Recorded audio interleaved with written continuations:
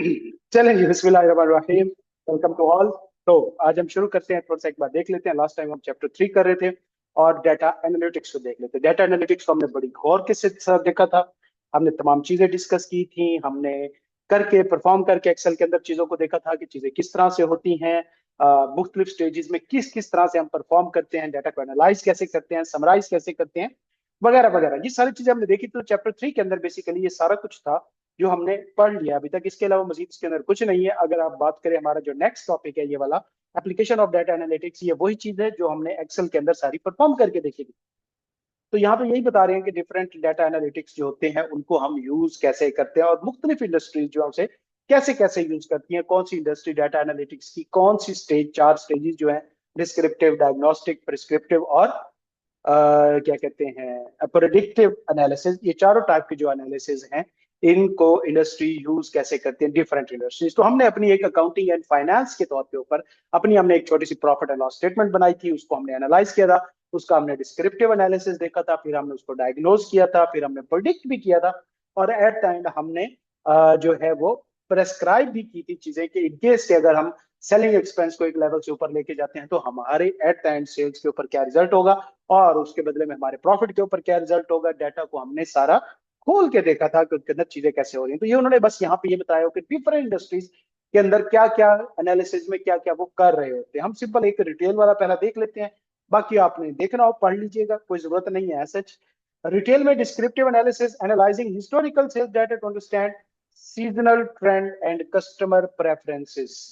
मतलब रिटेल वाले जो होते हैं, जो एक रिटेल शॉप किसे कहते हैं, ये शॉप्स होती हैं जो एंड कंज्यूमर्स को चीजें बेच रहे होते हैं, इनके पास जो डाटा मौजूद होता है, नॉर्मली सेल्स का डाटा मौजूद होता है। तो क्या होता है कि कौन सी चीज ज्यादा सेल हो रही है, कौन सी कम सेल हो रही है, कौन सी किस सीजन के अंदर सेल हो रही है, कौन सी आउट ऑफ सीजन सेल हो रही है। ओके गुरु बच्चा, ओके अच्छा जी।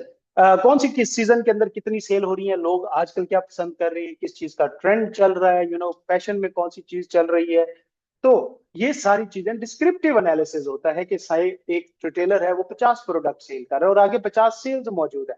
तो उसमें से उसे पता चल जाएगा देखते हैं कि कौन सी चीज ज्यादा सेल हो रही है, कौन सी कम सेल हो रही है, पहले 6 महीने में किसकी सेल ज्यादा हुई है, अगले 6 महीने में किसकी सेल ज्यादा हुई है, लोग किसको ज्यादा प्रेफरेंस दे रहे हैं, किसके कस्टमर बार बार रिपीटेटिवली आ रहे हैं, किसके नहीं आ रहे। लेकिन ये अगली स्टेज है, ठीक है। यहाँ पे डिस्क्रिप्टिव एनालिसिस में सिर्फ उसे यही पता चलेगा टोटल सेल्स हमारी कितनी है और किस प्रोडक्ट की कितनी सेल्स ज्यादा हो रही है। उसके बाद डायग्नोस्टिक एनालिसिस क्या होता है कि इन्वेस्टिगेट करना कि क्यों कुछ प्रोडक्ट ज्यादा सेल हो रही हैं और कुछ कम सेल हो रही हैं। फॉर एग्जांपल आपने देखा एक प्रोडक्ट जो है उसकी टोटल सेल इस बार बढ़ी है, तो डायग्नोज करो कि क्यों बढ़ी है। हो सकता है इस बार सर्दियां ज्यादा हो गई हैं, हो सकता है इस बार जो है जो हमारी इंपोर्टेड मार्केट्स होती हैं बड़ी बड़ी, इधर G9 में भी है जो अ, जहाँ पे ब्रांड्स होते हैं सारे, तो महंगाई ज्यादा होने की वजह से आवाम उधर का रुख ज्यादा कर रही है।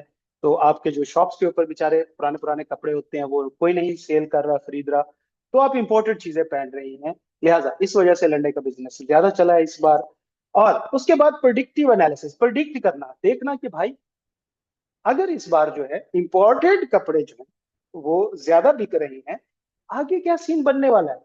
तो आप प्रिडिक्ट कर सकते हैं कैसे, सिंपल आप फोरकास्ट देखो, इस बार सर्दियां कितनी पड़ने वाली हैं, हमारी इकोनॉमिक कंडीशंस क्या चल रही हैं, आगे पूरे दिसंबर में कोई बारिश का चांस नहीं है, बारिशों का कोई चांस नहीं है, बारिश अच्छा, ओके तो इंग्लिश, उनका कोई चांस नहीं है। आप प्रोडिक्ट कर सकते हैं कि आगे आने वाले दिनों में इनकी डिमांड आपकी मजीद बढ़नी है, लोगों ने इंपॉर्टेंट चीजों के ऊपर ज्यादा जाना है, हाफिज साहब के दौर में तरक्कियां हो रही हैं, मुल्क को खुशहाली की मंजिलें तय कर रहा है, तो वह मुसलसल इंपॉर्टेंट चीजों की तरफ शिफ्ट हो रही है।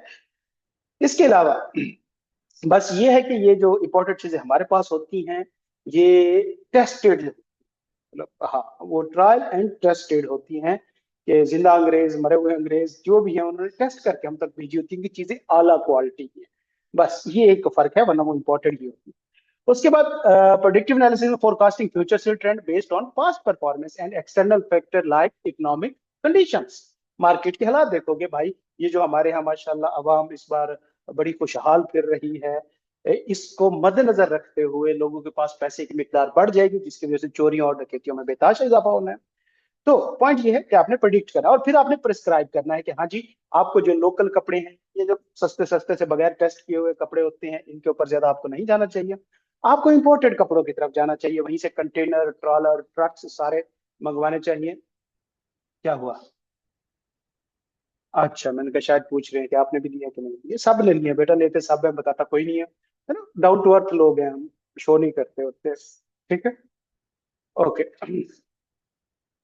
हाँ, तो प्रिस्क्रिप्टिव एनालिसिस ये हमने एक बड़ी कॉमन सी चीजें हैं। अगर कहा जाए कि किसी बिजनेस के अंदर क्या हो रहा होता है डिटेल के अंदर, हमने अपने लास्ट लेक्चर में इसको देख लिया था कि कैसे हम डाटा को डिस्क्राइब करते हैं, प्रेस्क्राइब करते हैं, फ्यूचर के बारे में हम उसके ऊपर चीजें आइडेंटिफाई करते हैं। बाकी दो तीन सेक्टर दिए हैं, आपने पढ़ना हो तो इनको देख लीजिएगा।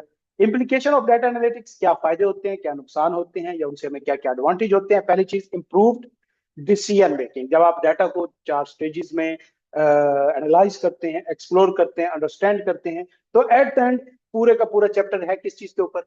Decision making. क्या आपने जो डिसीजन करने हैं वो आपके सबसे बेहतरीन होने चाहिए। और डिसीजन किस चीज पे बेस करते हैं? इंफॉर्मेशन के ऊपर बेस करते हैं। और इंफॉर्मेशन कहां से आती है? डाटा। बेसिकली डाटा, उसको हम एनालाइज करके कन्वर्ट करते हैं, प्रोसेस करके कन्वर्ट करते हैं किसके अंदर?